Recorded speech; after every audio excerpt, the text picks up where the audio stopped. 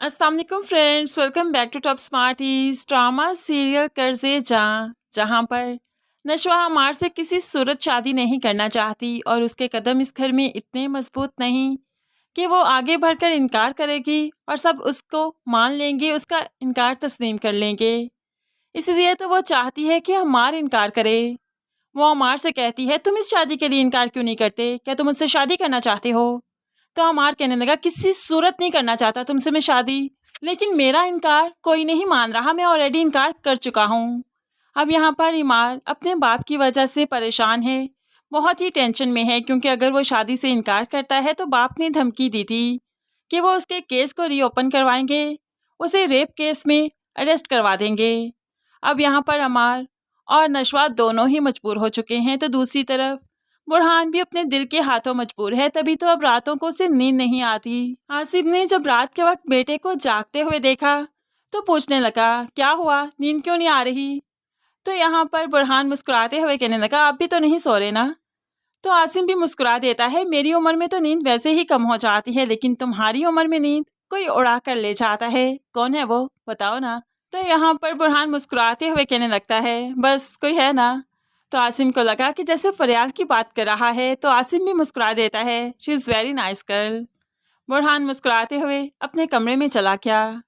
तो दूसरी तरफ अब जब अगला दिन आया तो नशवा ऑफिस में जाती है।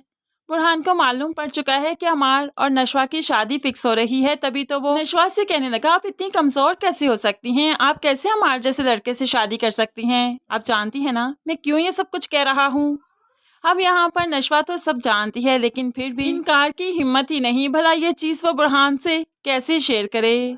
बुरहान जो कि नशवा के लिए बहुत परेशान है, लेकिन चाहकर भी कुछ नहीं कर पा रहा, क्योंकि जहाँ पर अमार है वहाँ पर बुरहान की हैसियत कभी भी उस घर में नहीं होगी। कभी भी अमार का रिश्ता तोड़कर बुरहान के साथ वो लोग नहीं करने वाले, और ये बात बुरहान बहुत अच्छे से जानता है। बुरहान की बातें सुनकर नशवा जल्दी से घर आ जाती है। यहाँ पर आकर भी काफ़ी रो रही थी कि दादी से टकराव हो गया, तो फिर दादी से मुंहजोरी करने लगी, जो कि बिस्मा को बहुत बुरा लगा। इसलिए तो उसका हाथ पकड़ते हुए कमरे में ले गई।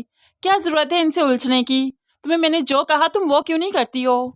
एक औरत कमज़ोर हो सकती है, एक माँ कमज़ोर नहीं हो सकती। मैंने तुम्हें कहा ना, तुम यहाँ से भाग जाओ, किसी से भी शादी कर लो, 2 कमरों के क्वार्टर में रह लो, लेकिन इनके साथ मत उलझो। अमार से शादी के लिए कभी मत मानना तुम। लेकिन दूसरी तरफ बरकत बेगम, जिसे मनाना और फिर इमोशनली ब्लैकमेल करना खूब अच्छे से आता है। वो तो नशवा को ब्लैकमेल करेगी, बिस्मा की खुशियों का वास्ता देगी कि अगर तुम मेरे पोते से शादी कर लोगी ना, तो तुम जो कहोगी मैं भी वो करूँगी, और ये मेरा वादा है तुमसे। अब यहाँ पर नशवा को थोड़ा सा लालच तो आ ही जाएगा कि अगर उसकी शादी अमार से हो जाए तो उसकी माँ का घर वो बसा सकती है आसिम अंकल के साथ। अब अपनी माँ की खुशियों की खातिर नशवा कुछ भी कर सकती है। इसलिए दादी से वादा लेने के बाद वो अमार से शादी ज़रूर करेगी, और ये शादी होकर ही रहेगी। शादी के बाद के अप्स एंड डाउन्स काफ़ी इंटरेस्टिंग होंगे, क्योंकि नशवा अमार जैसे लड़के के साथ गुजारा तो नहीं कर सकती, उसे जूती की नोक पर रखेगी और गिन गिन कर बदले लेगी, जैसे उसकी माँ ने सारी उम्र सिसक सिसक कर गुजारी। यहाँ पर वो अमार और बाकी फैमिली के साथ यही सब कुछ करने वाली है। वो एक दूसरी बिस्वा नहीं बल्कि दूसरी बरकत बेगम बनेगी।